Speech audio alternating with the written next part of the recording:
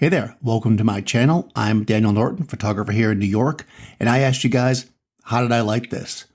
I decided to do another one from the photo shoot we just did because I want to show you the variety of things we can get. In one photo, we're using color and a lot of dynamicism. In this photo, we're using kind of a slower, cooler vibe and black and white.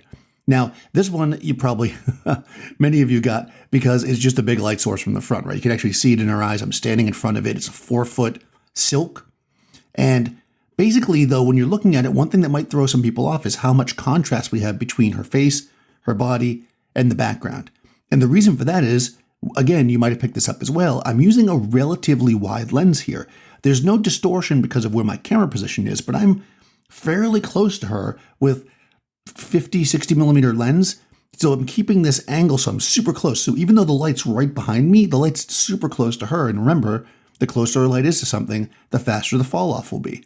We don't see really any shadow on her because the light's super flat to her and the background falls to dark. This is not a white background. Obviously, it's a gray background, so it gets real intense and crunchy and beautifully gray by just like not letting any light fall onto it. That's really the secret here.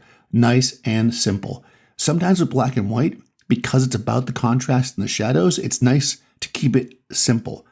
If you start throwing a lot of shadows around in black and white, it can get a little bit busy because, again, we're looking at the shadows. That's all we have to see is light and shadow. So again, nice and simple, light it kind of flat, pump up a little bit of contrast with the light being close to them, and a little bit in post, obviously, as well, when you do your black and white conversion, and that will give you these kind of rich black and whites that will really pop. I'd love to know what you guys think about this. Do you guys shoot black and white like this?